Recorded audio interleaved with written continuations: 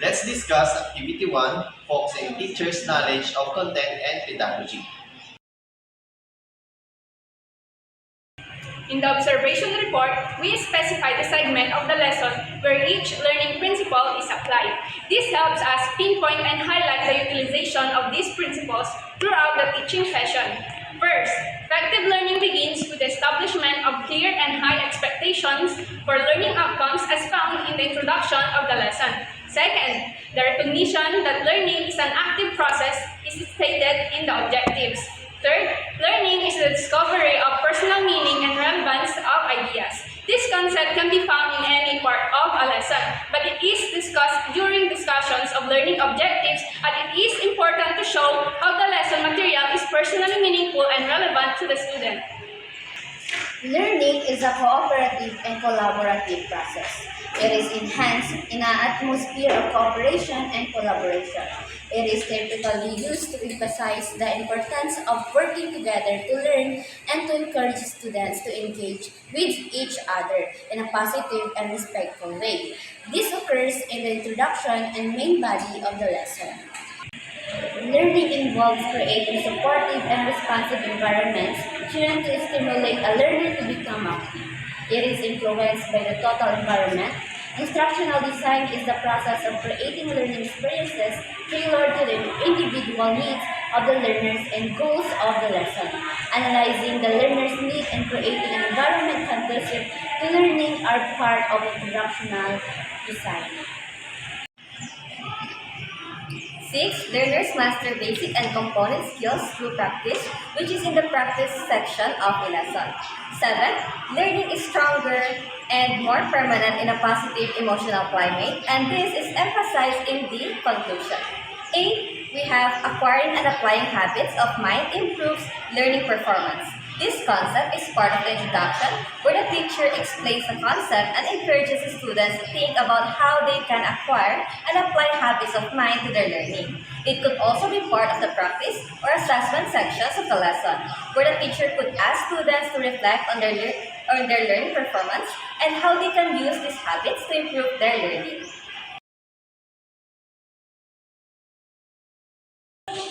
Skills that are developed or enhanced during the learning process include problem solving, critical thinking, communication, collaboration, creativity, research, analysis, and time management.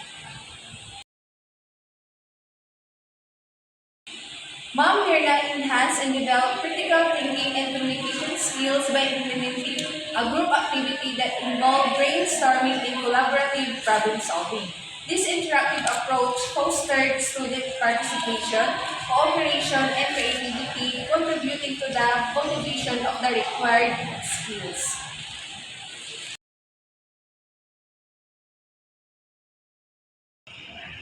The teacher utilized the effective communication skills during the teaching learning process. She employed the art of questioning to engage learners, demonstrated active listening, and provided constructive feedback. Additionally, her gentle and patient demeanor with follow-up questions contributed to a conducive learning environment. Now, we will discuss the strategy technique used by the teacher throughout the learning process and determine whether the teacher employed the inductive method of teaching or deductive method of teaching. First, the teacher employed blended instructional approach incorporating both inductive and deductive method throughout the lesson in Saligang Batas 1935 blockbuster. Second, the presentation of the lesson began with the inductive method, stimulating recall through oral recitation and broad questioning, and then seamlessly transition to the deductive approach, focusing on a specific question to guide students toward a more detailed understanding. Third, the development of the lesson involved the use of deductive approach. As a student watched a specific educational video on pamahalang Commonwealth, guided by clear instruction on what to pay attention to. Following the video, a discussion took place to consolidate the information and ensure understanding. Fourth, the generalization, closure, and drawing insight phase integrated deductive learning through a concept map, mabuting dulot, and inductive exploration through discussion on real-world experiences. The lesson concluded with a summary provided by their teacher. Fifth, enrichment and application were facilitated through an online game or quiz show, employing a deductive approach with a structured 10-item quiz. Additionally, a group activity further reinforced deductive learning by assigning specific tasks to each group related to the lesson content. 6. Assessment and evaluation utilize a deductive method in the form of a 10-item quiz, starting with general principles and progressing to specific cases. The structured quiz aimed to cultivate learners' application of overarching knowledge to precise instances. 7. Finally, the agreement or assignment phase employed an inductive method, prompting students to protect Commonwealth government-induced outcomes by drawing from personal experiences and discerning 3 ways to safeguard these effects in real-world situations. Overall, the lesson design showcased a thoughtful combination of inductive and deductive strategies to enhance student engagement, comprehension, and critical thinking. Yes, the learning principle applied when teachers are appropriate for the nature of the learners. The observation of Ma'am Myrna's demonstration revealed effective engagement, encouraging learner participation, and linking their ideas to real-life scenarios. This approach aligns with the learner's needs and enhances comprehension through practical application. Yes, passive learners were observed during Ma'am Myrna's lesson. Notably, some students, particularly those at the back, appeared reserved and hesitant to participate. Shyness, especially among the boys, seemed to be a factor hindering their expressiveness. Gender differences were apparent, with more girls actively engaging by raising hands. Understanding and addressing individual preferences and fostering a supportive environment may encourage greater participation from the more reserved students.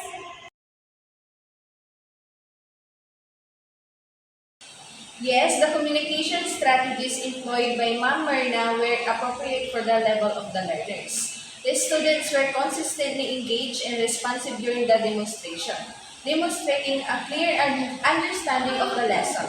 Ma'am Myrna effectively captured their attention and facilitated active participation, indicating the suitability of her communication strategies for the students' comprehension level.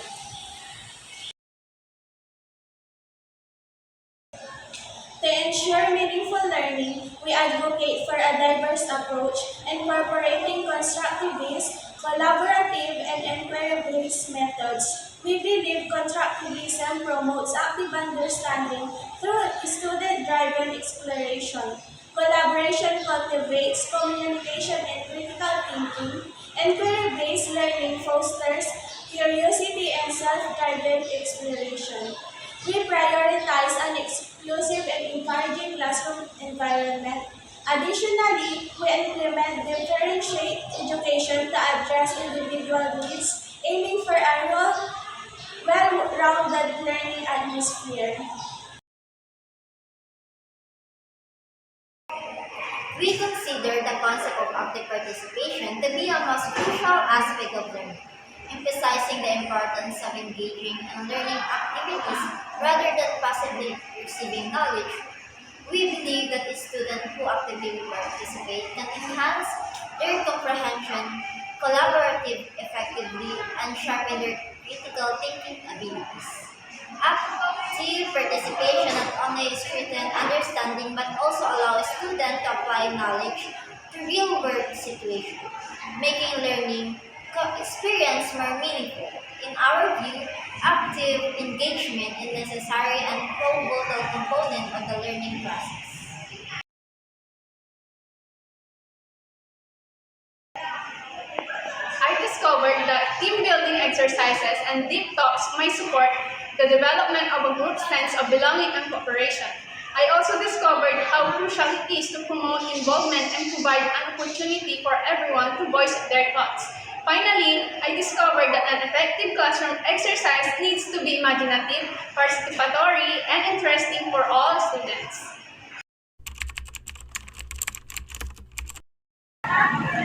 Good day, everyone. Welcome to our educational blog. Are you excited to learn something new today? Let's get started. builds a strong foundation. The K-12 system strengthens students' foundation in crucial subjects and skills, including math, science, language, and social sciences. K-12 education also helps students master basic skills like reading and writing, which are crucial in attaining higher education in the job market.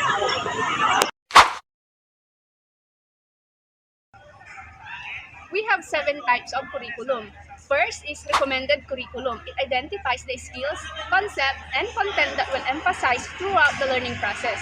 The recommended curriculum, often presented by scholars and professional organizations, curricula coming from a higher authority. Second, written curriculum. The curriculum that is sanctioned and approved for classroom delivery.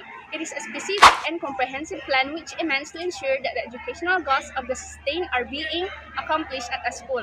Third, taught curriculum. The different planned activities which are put into action in the classroom. These are also the varied activities that are implemented in order to arrive at the objectives or purposes of the written curriculum. Fourth is supported curriculum. Refers to the educational materials and content endorsed by an institution of governing body. For example, in a school setting, it may encompass textbooks, lesson plans, and assessments located within educational guidelines. This curriculum serves as a structured framework, guiding teachers and learners through a cohesive and standardized educational experience. Fifth, we have the assessed curriculum. The assessed curriculum pertains to the specific content and skills that are evaluated and measured to assess students' understanding and mastery of the educational material. Examples include exams, quizzes, and projects found within the educational institutions. The assessed curriculum ensures that learners' knowledge aligns with established learning objectives, helping to gauge their academic progress and proficiency in the subject matter. Six, we have learned curriculum. The learned curriculum represents what students actually acquire and comprehend through the educational process. It is found within the minds of learners and reflect their understanding of the material. Examples include insights gained from lectures, discussions, and independent study. While the learned curriculum may not perfectly align with the intended curriculum, it provides valuable insights into the students' grasp of the subject matter, taking into account diverse learning styles and experiences. Seventh, we have the hidden curriculum. The hidden curriculum refers to the unspoken implicit aspects of education that influence students' values, beliefs, and socialization beyond the formal curriculum. It is not explicitly taught, but it is inherent in the school environment. Examples include societal norms, cultural expectations, and interpersonal skills learned through interactions. Found in the subtle dynamics of the classroom and school culture, the hidden curriculum plays a crucial role in shaping students' attitudes and behaviors. We observe that the behavioral objectives or desired learning outcomes of the lesson plan are well written that gives the learners very clear statements about what is expected of them and assists teacher in being able to measure learner progress toward achieving outcomes of learning. We observe that the content of the lesson plan contains the following: lesson information, content area, grade level of the target groups of students, and time frame of the lesson, lesson objectives, lesson topic, instructional resources, instructional activities, and teacher reflection. We notice that the choice of teaching strategies or approaches is based on the desired outcomes. Collaborative and cooperative learning as the strategies is utilized to help students learn more effectively. The approaches or strategies in the lesson plan are visible. In addition, digital and non-digital are used into the flow of the teaching. After reviewing the lesson plan, we believe that the evaluation was excellent because it provides the assessment that can be used to satisfy the curriculum's objectives. It helps the students how well they can remember facts about the topic. In addition, the evaluation method was appropriate for situation as it absolutely measures the students' knowledge. In ICT resources, Ma'am Erna used a video presentation for their pupils to better understand the lesson and a quiz show where it is a game that the pupils will learn and enjoy. And the non-ICT resources, they use cardboard for the pupils to write their answers.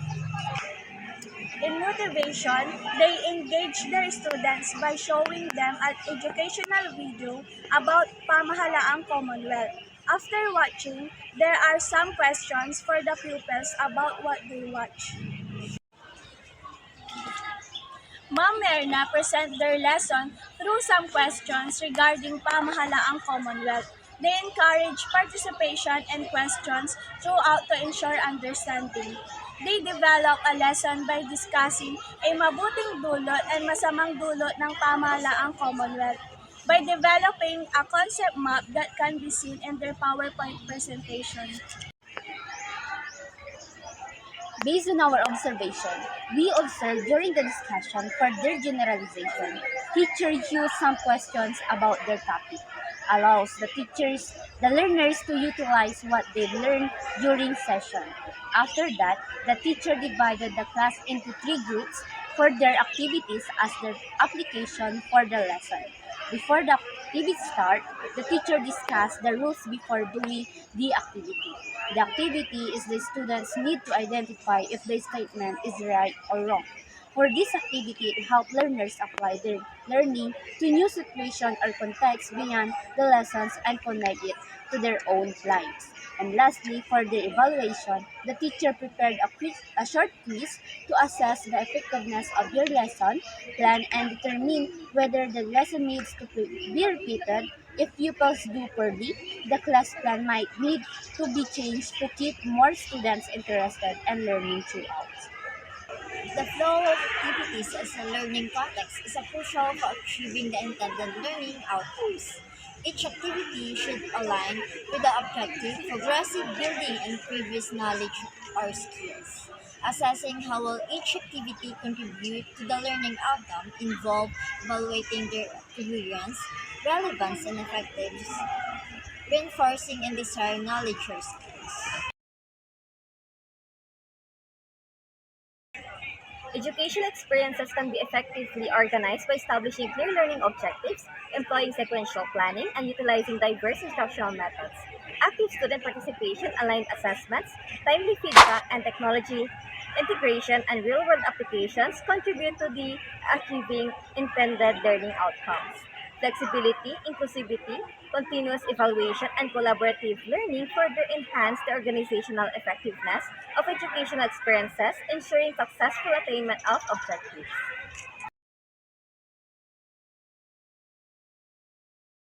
As a pre-service teacher, I will plan to nurture the effective teaching and learning process. I will devise a strategy to promote it in the classroom regardless of learners' background, skills, and abilities. Following the curriculum requirements and planning and managing the developmentally sequenced teaching and learning process will enable us to understand the necessary management and implementation of techniques to effectively execute instructional programs. As a pre-service teacher, I will start by understanding my students' prior knowledge, then create a curriculum-aligned plan with clear objectives and assessments. To be an effective teacher is what matters to me the most, so I will employ a mix of teaching methods to address diverse learning styles, incorporate activities, discussions, multimedia, and hands-on experience to engage students at different developmental levels. I will also encourage positive peer interactions and provide opportunities for students to support their emotional and social development. And lastly, I will keep myself updated about current educational research and best practices for my professional development and attend workshops, conferences, or engage in an online communities to continually refine my teaching methods. To create achievable and appropriate learning outcomes aligned with competencies, start by defining clear objectives that reflect specific skills or knowledge students should acquire. Align these outcomes with the competencies needed for success in a particular field or subject.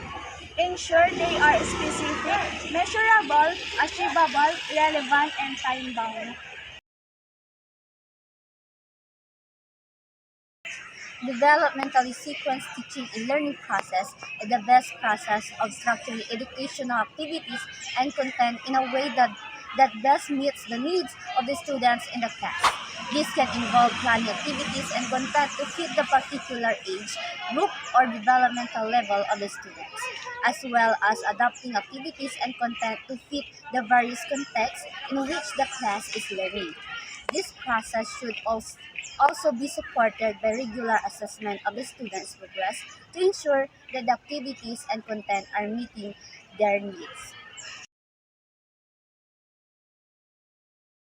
To set achievable and aligned learning outcomes, we need to understand competencies, specificity is key, refer to Bloom's taxonomy, alignment with assessment and activities, realism and attainability, and last, the review and refinement. Following these steps helps in creating achievable and aligned learning outcomes, fostering effective teaching and learning experiences.